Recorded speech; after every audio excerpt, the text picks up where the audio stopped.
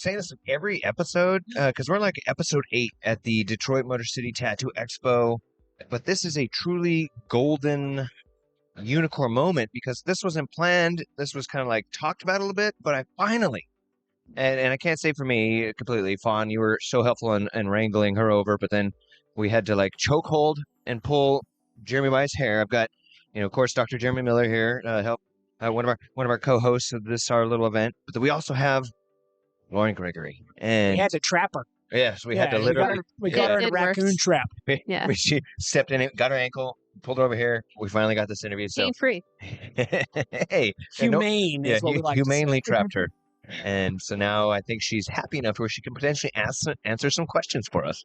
So I always like to share the fact that there are people that are doing things in our industry for tattooing that you may not know about, but they're making pivotal shifts, pivotal connections and relationships that are affecting your day-to-day, that are making your future be better or worse.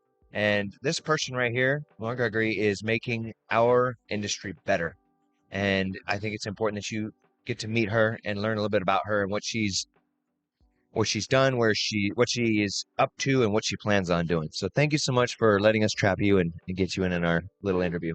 Awesome, Ben. Thanks for that introduction. Yeah, it's been a full year now that we've been interacting via, a lot of the MOCRA things have really brought us together, but really it's more than that. Like you said, kind of linking people together that I've met, either from another ethical business standpoint or people who are just genuinely curious about how they can help. So it's been really nice to navigate this whole MOCRA thing, but actually do something positive for the industry as well that's beyond regulation. So, yeah. Well, before we get into that, that's a can of worms that, potentially we could grab onto. So tell us a little bit more about Lauren, though, if that's okay. Like a little background. Where you from? How'd you get here? Sure. I live in Wisconsin, so Green Bay area, Green Bay, Wisconsin, Packer area, right on the water. So up there's a normal tattoo scene. When I came into the industry, I like to say it was more in line with like the street shop mentality. I've seen lots of things I would have to fill in and stuff like that. So that's really when my love evolved right out of college, street shop mentality. A few years later, I was approached to partner in an e-company. So with that thought process, I was thinking, I'm down to do anything, but I don't really know what I'm getting myself into. Yeah. So the plan of action for that was to take it on the road, went to hundreds of tattoo conventions, but pretty much went on a shop visit tour for several years. So it ended up being thousands of shops that I went into, thousands of artists that I met, and my brain working the way that it does, I remember a lot of those experiences. So when it comes down to, like you said, linking people together, I try to remember something impactful that each person has done, or something that I can remember, that maybe a problem that they have or whatever it is. So for several years before I had my daughter, I was doing that. Conventions, any shop, all states in the continental U.S. Doesn't matter if it's a street shop or a busy one, a growing one, private studio. So my interest has really been kind of solving problems with artists, because that's probably what I come into the most. So I've been with ink companies for most of my tattoo career. And then I was approached by Cheyenne Tattoo Equipment, kind of one of my favorite brands for many years, for many reasons. And that's where I'm currently. So I live in Wisconsin. I have my studio there. But oftentimes I will go to Berlin, Germany, and see kind of like, what we're doing there, how our factories work, how we're manufacturing, how our processes are. So it's really kind of allowed me to expand and do the things that I thoroughly enjoy. So it's kind of a little quick synopsis about myself. Very cool. Yeah, I like the idea, the mental picture that comes back to me with the connection is like the mortar and a wall, right? Like what brings things together makes it solid, and you're right. I mean, you have, since we have been engaging with this stuff surrounding the new federal laws, it's literally been talk to this person, talk to that person, this person you want to get to know, this person has a problem that you could help, or you have this person could solve your problem. And I think that's so necessary on so many levels, and I don't know of anyone else that can do all that plus traveled? I mean, I don't know how many shows you've been to in the last 5 days? No, 2. Oh, well, still. I mean, It's more than me. What it is what it comes down to is there's people that are only interested in the business aspect of tattooing. There's people that are only interested in their client relationship, but I'm mostly interested in like everyday tattooers, that one-on-one relationship that you can get. And when that's the motivation, it's not about money or prioritizing business goals. It's more or less like listening to artists. And once you do that, people really open up and they'll tell you a problem that maybe you can actually solve just like that. Yeah. It's pretty magical how we're all really kind of close-knit, even though we think of it as a vast, huge industry. I mean, what I've learned from some of the AFTO and APT group meetings is the actual numbers of what we're looking at. And we're all pretty closely connected. So it's like, if you have an opportunity to help someone, it's nice that we can fall back on things like the body art regulation support system, where we're like able to help with really technical issues or, whatever it may be. So. Yeah. Well, I think you see such a different part of the tattoo industry than most of us, right? Most, and I don't know, you want to say there's, 500,000 tattooers in the United States. We all spend our lives in the shop tattooing, using all these products, but you just said that you often go to Berlin to look at your manufacturing processes. And I spend a lot of time in manufacturing, not necessarily in the tattoo industry. I can't help but think about all of us using all these products. You see them before they get to us. We never really get to have an understanding of how they get to us, how they're made, how they're developed, manufactured, and produced. They just arrive by Amazon and we open the box and start using them. Yeah, that's where I get all my ink now. What? No. Cut that. No, but even like any of our products nowadays, I mean, geez, you can get just about anything we get everything online. Yeah. But we never really consider, or at least from my perspective, my artists and my friends never really think about that manufacturing process that goes into it ahead of time. You go to Walmart, you buy something off the shelf. You don't think about how it was made or how it got you. You're seeing the early stages of that. And I personally just find that fascinating. Like I really have an interest in what that's like. Yeah, it is cool from the manufacturing standpoint, in particular Cheyenne. So when I go over there, I'm like nerd alert 101. I'll go and find the R&D guys, the innovation team, product specialist. And I've asked them too, like how do you just take, and this is your end product, where does it start? Yeah. But really the idea creation is the most magical part. And so even from a small scale, from ink manufacturing scale to a large scale like Cheyenne, it all is kind of the same. It's if you got things right, it's a good system. And systems is what I've recognized. And from the manufacturing standpoint, it could come down to like the size of font that you use on your label, things that you would never really think about. But there's so many things that go into it. Source materials, the product, the shipment distribution channels, all that stuff is really thought out that you guys might not have ever really even thought that mattered or whatever it is, but it really does at the end of the day. Quality control. And it's funny how encompassing that is, because you're having all sorts of walks of life impact the actual manufacturing process. So there's so many more people involved than I would have imagined. Well, so when I look at manufacturing, we're often talking about like the inputs to these systems and processes versus the outputs. And so I'll go into a company and we're asking people, where are you getting your inputs? What's the input to this process?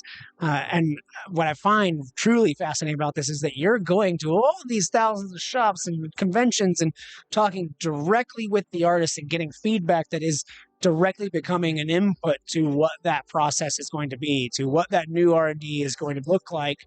So, when you think about the things that we might have complained about over the years, you're listening and you're taking that back to the people that are producing the stuff to make sure that it is better fitting our needs as the artist. So it's great. That seems like that would be what your role is now, right? It's that you're out and about gathering information and bringing that to manufacturers. I would say so. I think some of my other background would be in like software system management, essentially. So I'm able to see a path for your problem to have a solution, essentially. So like if it's a grand problem, say we work with some of the larger manufacturers and suppliers in the world, but like in the USA, if they have an issue that's coming to them from their artists or whatever, I can see a system to solve it. So that's really what it comes down to. But learning those systems has really come from conversation. Like you said, you'll never know what you're going to get. So I always look and I'll find something when I do that. So, it's great to have that from a company standpoint, to humanize your brand and to have impactful conversations, because you'd be surprised and never really underestimate. I've gotten some of the best ideas that have actually translated into manufacturing changes or new colors or anything like that, just from a simple conversation. So not only me, anyone from, any of the manufacturing that there's under 50 in the US. If you have a conversation with them, that's like the start of something really, really special. So that's what I've kind of. I mentioned that now you work with Cheyenne or work for Cheyenne, Mm-hmm. and that's been your favorite for a lot of different reasons. Can you share some of those reasons with us? Yeah, I think that innovation wise, when I knew that what they had come out with, let's just say like the cartridge itself, that is really what I like to see. Someone who sees something and then they change it to be more efficient, cleaner, safer. Not only that, they're able to do it. So from a manufacturing standpoint, we produce we don't produce in China, we actually produce in India. And our standards for production are so ethical, so wonderful, that I'm really attracted to that. That is, we treat our employees very, very well. We've got, a daycare there, a worship center. We feed lunch and all these things. Transport our employees to and from work, which is unheard of. Wow. And when you realize that ethically, when a company looks at even their employees and says, wow, if they're happy, we'll have a more quality product because that's what we care about, but they're looking at the root, that translates fully from the factory to the end user. And that's what I find I'm most attracted to. That's cool. Have you been able to go over to India and see I've that? not gone to India, but that's on the plan. I'm just a little bit on the Don't nervous. drink the water. Don't drink the water. No, or don't eat any food. What the guys tell me that I work with, they said that every time you do go to the factory, you must plant a tree. So we have many trees. Well, Ben and I have both been to India. We had vastly different experiences. Oh no, the water. Ben didn't enjoy water, Yeah. but just from going to manufacturing facilities in India, having that ethical standpoint, that is not common. No. So it is very much a country where people work in the most horrid conditions, zero standards. So I'm proud to be able to use a product that the people making the decisions are actually kind of giving a shit and doing things the right way just because it's the right way to do it. Oh yeah, and it's amazing because in India, it doesn't really. I mean, it's great that they're doing. I mean, it doesn't really cost a lot to improve their situation. So the fact that they're able to probably bring about changes to their daily lifestyle. I mean, again, like Jeremy's saying, it's great to know that the people, the brains behind it, are not just being innovative. Because I think it's pretty wild to. Cheyenne did start the cartridge. Yeah, I mean, it's like Cheyenne started the cartridge, just in case you didn't know. And not only are they innovative, but they're also caring and ethical. And I think that's really cool to hear directly from you because you're very involved. Yeah, I realized that, when I went over there for the first time, I was slammed with the meeting of the owner of the company, which it's not owned by an investment group. It's a man, his father. It's still a family business. Wow. And I met him and he showed me some of the things that he's working on because they're passion projects. And it's, it's crazy to have a medical grade company that's still interested in those things, because usually money powers most arrangements. But in India particularly, what I found was really fun is we're rated the #1 employer in that region, and there's still some pretty big players over there. So when you think about it, let's just care for everybody involved because they're really passionate about what they do. It's just what I like to do is show them when I went to Berlin, like, hey, thanks from America. You guys are I love that you're doing this. And it was just a cool, genuine connection from literally our whole entire team there. It's just inexplicable. I'm just curious, just say for anyone watching this, is there maybe like information more about that? Just how like Cheyenne's such a good company and kind of sharing what I mean, I know it's not specifically about the brand, but I think that you can get more loyalty from the users knowing that, hey, like not only is this owned by a man and his father, innovative, changing the industry, but they're ethical and they treat their employees well. I mean, I feel like that's a message worth sharing, Yeah, I think, in that is when you share something like that, it could also motivate someone that's doing it maybe not in the same way that, hey, this is a really good path and way for you to follow your business. I'm sure that we have different videos and stuff like that. We could always make a point to offer resources for how we do things for people who are interested. I think that'd be great. But I would even be interested in seeing manufacturing videos. You know, no, obviously nothing proprietary, but I love watching how it's made. Yeah. You know, that's why I like working in manufacturing, because I like going into all these different places. And when we're done, I will show you a bunch of videos of cool stuff being made. That's the kind of stuff that I think tattooers in general, if you said, hey, look, this is what a cartridge looks like as it's going down a processing line and, you know, components being clicked together. This is what the packaging line looks like. That's a really unique perspective of the products that we use daily. Yeah, it is. We do have an event in September every year. It's called Factory Day, and we were going to try and make that work last year. Maybe this year would work. Okay. But what we do from Cheyenne's perspective is like, hey, everybody's saying this, so let's throw an event. And it was almost like a huge customer appreciation party where we do it at our Berlin factory. And so you're able to tour. We make our machines there. So it's a difference in machines and cartridges. And you get to see, like, you know, where the process starts, meet some of the people that are working on this constantly. You would really enjoy something like that. I got to go now. All right. So give me dates and I'll get a plane ticket. Oh, okay. But for anybody too, if you're interested in stuff like that, feel free to reach out because, you know, like I said before, asking the question is really the primary motivator for positive change. So what's your big kind of hurdle in your role?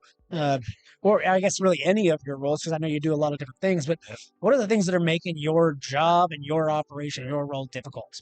I actually don't think that there's really anything that makes it too difficult, just to be honest with you.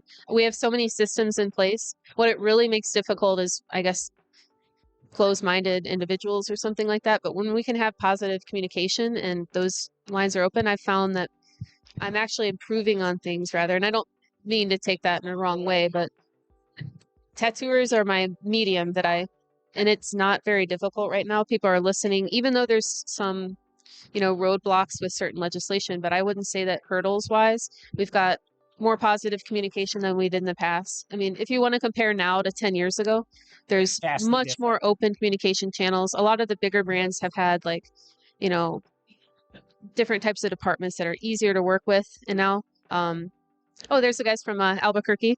You can make connections always positively. So I think the best thing about now is that people are understanding that, the change could be a lot worse, but we're going to adapt to what we can and we'll try to support in ways that we can instead of, you know, even 15 years ago, the type of competition was just unhealthy. I'm seeing more collaborative efforts than ever before. I'm seeing more types and varieties of people working with them. So it's not just one type of person that I'm working with. It's kind of across the board. So I hate to answer your question that way. I think that's actually a really great answer because obviously you're going to have day-to-day like little irritants in any job, right? But just being able to say, like, here's what the hurdles were in the past. Now we've got collaboration in the industry. And so it, even if there are still hurdles there, it kind of makes them disappear in a way, right? You don't see them anymore because what you're focusing on is what that good future is. Yeah, maybe too, just kind of prioritizing where my attention goes. I don't really focus too much on the negative stuff. Yeah, that's great.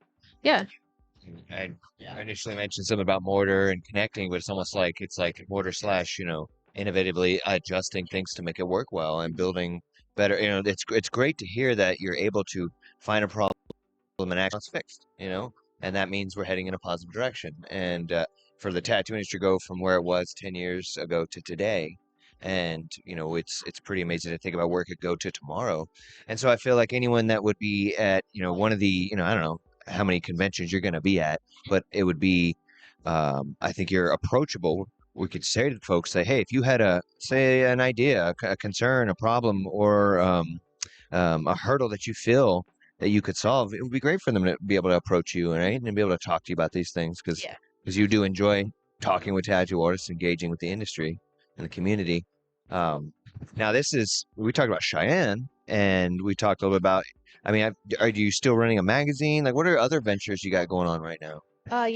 The magazine is something that's like a passion project that I've worked with for a couple of years, but I partnered with Alonzo Gonzalez out of Mansfield, Texas.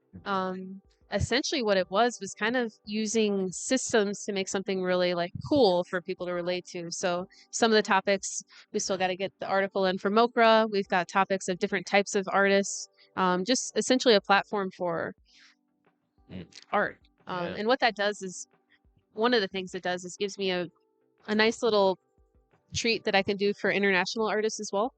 So I get oftentimes approached by artists looking for their O1 visas. So it's great to kind of streamline that process to give them something really special, but help them to come here because it's great. So I've done that a few times. The magazine is like a digital and a print publication. So what's it called?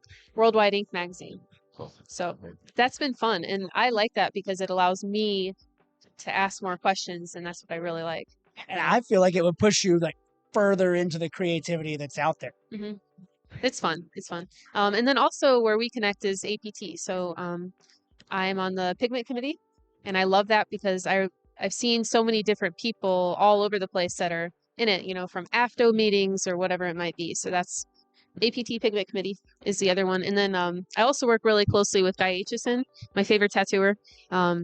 Godfather. I work with him at Reinventing the Tattoo. So that's been great. In the past, 4 years since COVID, we've done a lot of interviewing, live streams. So it kind of depends on what skill set you want. If you set out to get a certain skill set and you find a good mentor or someone like Guy to really guide you through, or Gabe at Tattoo Now, it really kind of makes a skill set where people are like, how do you learn to do that? And it's like, well, ask questions, I guess, or put yourself in places you want to be or around the people that you look up to, and you'll find a really enjoyable life that way. So I was going to ask you about what, from your perspective, which I really truly feel is very unique among the people that we talk to, what advice would you give to tattooers? But then you just said it. Ask questions and then find out, like when I'm trying to work with someone, it's better if you're going to talk about something that you hate, it's better to find a solution than to just talk about it. So if something that you really, really dislike and you actually are passionate about it, find the right channel to that company and just let them know, there is always going to be a communication channel, obviously, on their website. I wouldn't go with a complaint. I would go with a problem, a potential solution, and ask and share that information with them rather than, it could come down to the ergonomics of your tattoo machine. It could come down to a question about it. I think that's actually really helpful in making sure manufacturers are aware and not sidetracked by what they think is the proper direction to take a company. I see. Going back to what I originally said, you see the side of the industry that we don't as artists. I think we kind of forget, or maybe we even aren't aware that there is a channel there. We can sit back in the shop and bitch about the one little thing that we don't like about the machine or the cartridge or whatever it is. But there's a channel out there that we can follow to be part of that solution. And really, like, we have that ability to be the inputs. So if we actually take that time, I think your job would be even more impactful. Yeah, and never underestimate your opinion, or if you're educated in your feelings about something, like I said, sitting and complaining does nothing. But if you want to really make a difference, just open up that communication. I love it. I think, again, when we talk about what are people going to gain from this interview, right? What could somebody take from it? And your unique perspective that Jeremy mentions, because you started off by grinding, meaning putting in the work, putting in the miles, putting in the conversations, the handshakes, the conventions, the tattoo shops, seeing kind of a perspective that most wouldn't. And that lent you to eventually getting higher and higher vantage point in the industry, especially now looking from, like a major manufacturer's perspective. And then I think what you really would want to take from this interview, anyone watching this, is if you want to connect with people and you want to learn, ask questions, right? Don't be so proud or so egotistical that you can ask a question and humbly accept that information, absorb that information, and actually care about who you're getting from. That way you can remember it, recall it, right? Because you may be able to maybe connect to people who had a problem and a solution, right? And that also, if you do have a problem, to reach out to channels. We'll get some channels from you here in a minute before we wrap it up, but be able to reach out to those channels and come at them with your problem, but also don't just be the armchair quarterback and be mad in your shop and do nothing about it. come with some solution or at least a concept. And going back to that, what the industry's been and where it is, it's through those little nuggets we just shared that we can see positive steps in that direction, right? So there could be, I know we in the industry, for those of us who work with you, Lauren, we're greatly appreciative of what you're doing and what you're going to do, right? Eventually, there's going to be somebody that you need to share this information with and they can take that on, right? So those are the things, ask questions, connect, be humble, bring your problems, but also talk about solutions. So Yeah, that's in a nutshell. Definitely, I would love that. nice. That's your mantra. So if someone wants to connect with a problem, where do they want to find out more information? I think connecting, I Which always one? say it depends. Tattoo artists love Instagram. So Instagram, either at Cheyenne Tattoo Equipment on Instagram, otherwise lauren.worldwide. From there, I can get you the right email depending on what you want to talk about, but we can always start at the beginning. Hey, I like this. Hey, this is cool. Hey, do you know who I could ask this question to? Or why is this the way that it is? Always open for something like that. Okay. Yeah. Very cool. Awesome. So awesome. Yeah. No, thank you so much. Yeah. Just like I said at the beginning, this was a magical 25 Timing. minutes we got with you. I'm sure that you've got things to do and people to connect and problems to solve. So thank you so much, Lauren. I appreciate you taking the time, and I hope that anyone listening to this can really extract some essence from it and make the industry better, just like Lauren. Thank you. Awesome. Well, thank you very much. Thank Jamie. you.